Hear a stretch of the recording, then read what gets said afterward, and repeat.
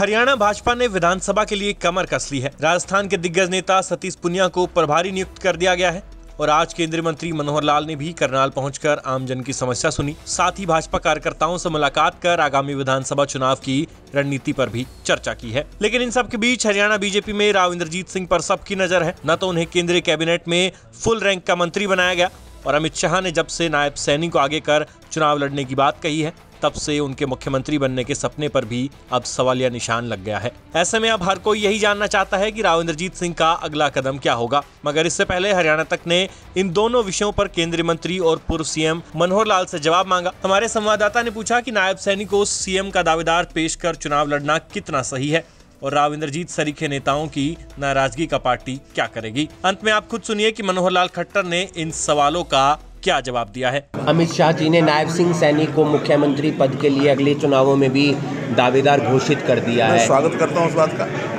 कई और बीजेपी के नेता भी सीएम पद के दावेदार थे। अभी तो जो अमित शाह जी ने घोषित किया है मुझे उतनी ही जानकारी है और मैं उसका स्वागत करता हूँ। एक बात और सामने निकल कर आ रही है, सुरजेवाला कह रहे हैं कि बीजेपी ने फायदा पहुंचाने के लिए जियो को अंबानी को फायदा पहुंचाने के लिए ये किया गया। किस बात का? जो 3 कंपनियों ने रेट बढ़ाए हैं, 30% रेट बढ़ाए हैं टेलीकॉम कंपनियों ने।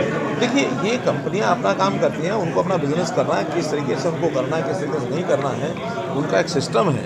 आखिर किसने रेट घटाना है, किस रेट बढ़ाना है, ये सब कंपनियों का अपना काम है, हमारा उसमें कोई रोक नहीं। अहिरवाल में थोड़ी बहुत नाराजगी है क्योंकि राव इंद्रजीत को पूरा कैबिनेट का मंत्रालय नहीं मिला।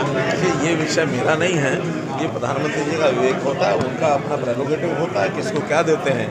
हमें तो मुझे अपना पता है कि मैंने कभी भी इस प्रकार का कोई विषय नहीं रखा कि मुझे क्या दायित्व मिले क्या नहीं। प्रधानमंत्री जी हर एक सांसद के बारे में सोचते हैं और सांसदों को किसको अपने टीम में रखते हैं और क्या दायित्व देते हैं, ये उनका। क्राइम बढ़ रहा है सर, हरियाणा में क्राइम बढ़ रहा है सर, लगातार गोलियां और आज भी जनता दरबार लगा रहे हैं। कैसी समस्या? मैं सभी 9 की 9 लोकसभा में 9 की 9 विधानसभा में जाऊँगा और हर एक विधानसभा में कार्यकर्ताओं की बैठक और ऐसे जनता की जो जिस प्रकार की ग्रीवेंसेस होती हैं वो सब सुनते हैं। उसमें अभी क्योंकि केंद्र सरकार के भी कुछ विषय होते हैं, कई ट्रांसफर्स के विषय होते हैं, इससे ज़्यादा नहीं होते, बाकी प्रदेश सरकार के विषय होते हैं, व्यक्तिगत उनकी डिमांड होती है, किसी का प्लॉट का है, किसी का पेंशन का है। हमने सब बातें, हालांकि यहाँ के मुख्यमंत्री जी ने अब और नई घोषणाएं भी की हैं, उस अनुरूप सबके जो सहयोग होंगे, किसी का कोई काम बाकी बचेगा नहीं। फिर भी जो काम देके जाते हैं उसको मैं चंडीगढ़ हर विभाग में। क्राइम बढ़ रहा है सर, उस पर आप क्राइम बढ़ रहा है सर। क्राइम की बहुत चिंताजनक बात तो हमारे सामने आती है। जब भी कोई क्राइम होता है तो उस समय हमारी एजेंसीज हैं, चाहे पुलिस है, चाहे CID है, चाहे STF है, चाहे बाकी लोग हैं, वो उसके ऊपर काम में लगे हैं। CIA भी अपना काम कर रही है। तो इस क्राइम को रोकने में बहुत रोका भी है, हम लोग प्रयत्न कर रहे हैं। लेकिन एक जानकारी, जो विदेशों से इस प्रकार की धमकियाँ आती हैं, इस प्रकार के टेलीफोन कॉल्स आते हैं, उसमें हमारी जो केंद्र स्तर की एजेंसियां उनको भी बता दिया जाता है और जहां कहीं दूसरे देशों में घटनाएं होती हैं, इस प्रकार के फ़ोन कॉल्स आते हैं, वहाँ की एजेंसियों से भी तालमेल रख करके इन सब को दूर किया जाएगा।